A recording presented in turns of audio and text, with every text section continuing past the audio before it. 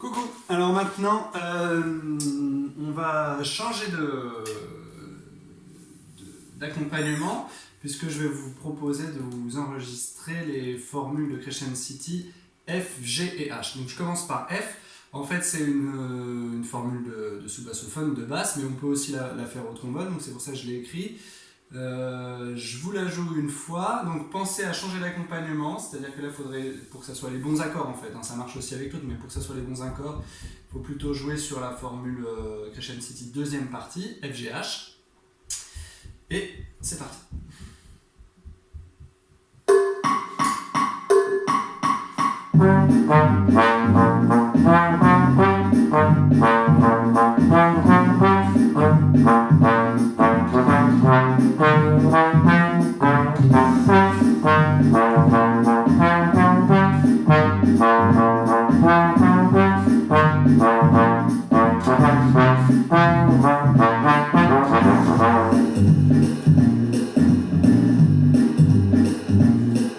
Voilà, donc pareil, faites-la deux fois. Et qu'est-ce que je veux dire? Oui, donc c'est trois fois pareil. Voilà,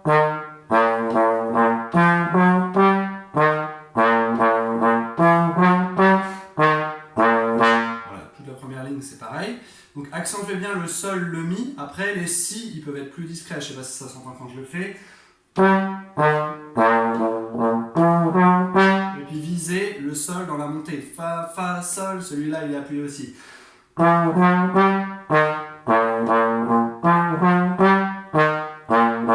Ensuite, le do est une note fantôme.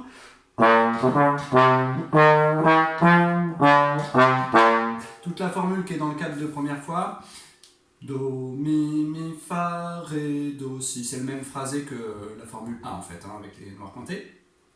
Et puis petite précision sur la fin. Ré, fa, ré, si, sol, fa, si. Vous pouvez le faire avec ce que j'ai montré comme position, c'est-à-dire prendre le fa aigu à la 6e position, puis le ré bémol à la 5e forcément. C'est pour ça que je vous propose le fa à la 6e, comme ça il est plus proche. Puis le si bémol, on peut le faire avec la clé à la 3e de la clé. Et comme c'est très très proche de la 4, la 3e de la clé, on va le faire au même endroit. C'est-à-dire qu'on va faire si bémol avec la clé et sol grave tout de suite sans la clé. Donc, fa, ré, si, sol. C'est tout à côté en fait. 6, 5, 4, 4. Puis on revient à la première pour faire le fa grave et le si. Pardon.